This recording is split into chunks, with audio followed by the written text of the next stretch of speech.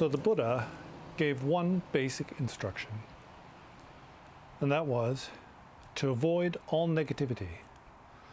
Apply yourself only to virtue, and thoroughly control your mind.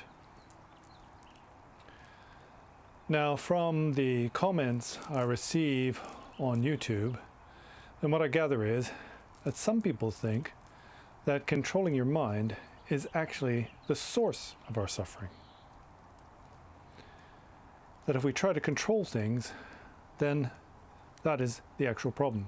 Things are going to go wrong. So let's just think about that for a minute. Let's say that I just gave in to whatever impulses I may have all the time. Never tried to control my mind.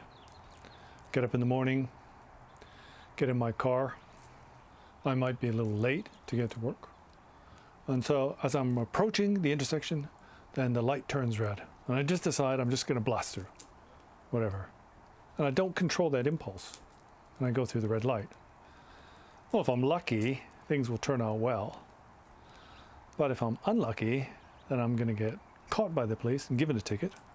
Or even worse, I'm going to get into an accident, right? That's just a simple example. The point is, we have these kind of impulses all the time. We're not always aware of our negative impulses, but 100% we give rise to these negative impulses all the time, in all kinds of circumstances. So I luck out. I blast through the red light, and I get to work. I'm a bit late. I know I'm late, but I kind of feel like I don't want to start work yet. I don't control that impulse, so instead what I do is I go to the coffee room and make myself a coffee first, because I don't feel like starting work. Now my boss sees me, and he knows I'm late, right? I'm 5-10 minutes late, and I'm drinking coffee. So he tells me off. He says, "What are you doing? You're late for work, and you're having a coffee. Come on, get to your desk." Now if my impulse is to get angry and to tell him to fuck off, then what's going to happen if I don't control that? Or even worse, let's say I punch him in the face. Well, I'm going to lose my job, or I'll be reprimanded. I mean, it's not going to turn out well. I mean, this goes for about anything we do in life. We have continually got negative impulses. I might go to the bar to have a few drinks with my mates, and what happens if every time I go there, I just decide, well, I'm not going to go home. I'm just going to drink all night. Or, you know, somebody's passing some drugs around. I decide, I might as well try some heroin. My life is not going to go well. Like I say, we're not usually aware of it, but we give rise to these negative impulses all the time. And the thing is, we control it. We try to avoid doing that which will get us into trouble. That'll make things worse. I mean, just look at a relationship between a husband and wife, boyfriend and girlfriend, boyfriend and boyfriend. How many times do you get into trouble because you just don't know how to keep your mouth shut? So here's the thing. If you don't control yourself, things are not going to get better. Your life is going to fall apart. I mean, sure, it'd be great to be like the yogis of the past, right? Who could just wander around naked through the wilderness and had no care in the world. But we're not like that. We hear these really high teachings about how there's no good, there's no bad, everything is perfect. You know, there's nothing to be accomplished. But the reality is we have issues, we have problems. And we've got what are called the kleshas, negative emotions. We're driven by our greed and our selfishness, and because of that, we give rise to negative mind states. And this is what the Buddha was talking about when the Buddha said you have to thoroughly control your mind, because it's these things that get us into trouble. So I'm going to give you a practice. This is something you can actually do. But this practice requires mindfulness. You have to decide one day when you get up and you start your day that you're going to try to remain mindful of all your impulses through that day. And then when you give rise to an impulse, and I'm not telling you to follow through with it, but what I want you to do is I want you to try to figure out what the consequence or result could be if you just gave into that negative impulse. It's a bit of fun, right? But this is a really serious practice. And most of our meditation is about this. It's about mindfulness. It's about being aware of what you're thinking at all times. And also remembering to apply the remedies. For example, when you get angry, or when you give rise to greed, jealousy, pride, these sort of things.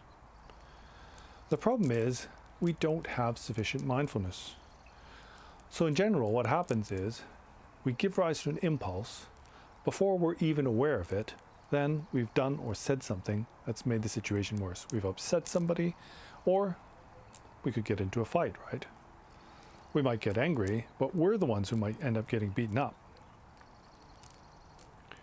Now, what I can say is, if you try this practice, then it should become very clear to you how much one needs to control one's mind. And also, you might get some kind of idea of what the world would be like if you were completely spontaneous and impulsive.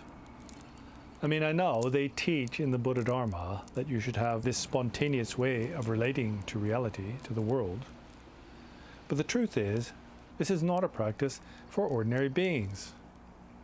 Spontaneity is a very high level of meditative practice. And it's not something that ordinary beings can engage in. And the reason why we, ordinary beings, cannot engage in this practice of spontaneity is because we are so driven by our self-concern. We have the kleshas. We have the kleshas because we cling to me and mine so strongly. And so, reacting from this position, from this point of view, only thinking about self-benefit, about protecting what one owns and acquiring what one wants, then we get into a lot of trouble.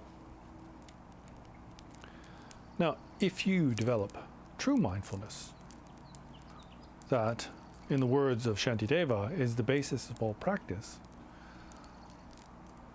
then it's unlikely that you will ever get yourself into trouble. Because before you're able to act out on that impulse, you will already be aware of the possible consequences. We have to start by faking it, right? We have to start by identifying when we're being selfish, when we're acting to protect our own position, when we're acting to acquire that which we like. We need to be mindful of that. We need to be mindful that we are driven by our kleshas, by our negative emotions. So there's two things. There's mindfulness, and then there's attentiveness. Mindfulness is remembering. It's remembering what you're supposed to be doing, or being aware of what's going on behind the curtains. And when it comes to attentiveness, that's applying yourself to the remedies. So when you recognize negativity, you're able to be attentive to the correct action that is necessary to avoid negative consequences from misdeeds. Anyway, it's a bit of fun, and I want you to try it. And once you've tried this exercise, let's say, this practice, then if anything comes to mind, then please share it in the comments below. It'd be really helpful. I think it'd be nice to see the kind of examples we come up with. I personally can think of many such circumstances. I think recently I was going to travel abroad, and I was a bit rushed. So I think I was going to Scotland, Iceland and Scotland. And I had to go to Canadian Tire in order to pick something up for the journey because I wasn't 100% prepared, and I was leaving in the morning. So I was in a bit of a rush, right? And as I was on the road, then there was this guy behind me, and he was tailgating. He was getting really, really close. And it was kind of annoying, and I didn't want to speed. And so then I came to the light, and it turned yellow, and I thought I'd have enough time, and I would just get away, because this guy was annoying me. And then when I entered the intersection, the light turned red. Now I thought that I entered the intersection, it was still yellow, and it turned red when I entered the intersection. But anyway, I drove off. I wasn't speeding. Turns out the guy behind me was a police officer. And he was intentionally doing that. You know, they do that to try to see if you're going to speed. They kind of come really close to you to see if you get annoyed and you drive away. So I was being impulsive, and I ended up getting a ticket for going through a red light. Now, I could have contested it, because I really thought that there was enough time, and actually when I entered the intersection it was yellow. But I thought, because of my negative mind state, that it was better that I just pay the fine and take the points on my license. Because I was kind of admonishing myself, chastising myself for being reactive and impulsive. And so it's important to do that. You kind of have to reward yourself when you do well, and also punish yourself when you fail. But when you punish yourself, don't beat yourself up. That's not good.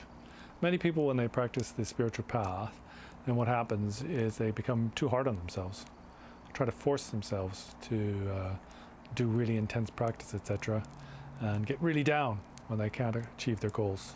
What you have to understand is that the spiritual path is difficult. It's not something that's easy, and we're beginners, so we're allowed to make mistakes. Like the other day, when I got a ticket for going through a red light, then you think, well, that's not a very appropriate thing for a monk to do. It's kind of embarrassing. It's kind of giving a bad name to monastics. But there's nothing I can do about it, right? And I thought I could make the light. So I thought I'd just leave you with that, a little bit of homework to do. And also, I'm really sincere. I really want you to send some comments, because I'd be very interested in hearing your stories. And also, please remember that if you enjoy these videos or you find them to be helpful, to hit the like button. I think we often forget to do that, but it's free and it's really helpful for the channel. It kind of helps spread the word, if you think it's a good word to be spread, right? If you think it's positive, then it'd be really helpful if you clicked like when you felt that it was something beneficial to you, or that could be beneficial to others. And likewise, if you have friends and you think that they might be helped by these videos, then if you share the videos, that's also helpful. It's helpful for the algorithm, and it helps to promote the channel in a way that doesn't cost you anything. So until next time, and see you later.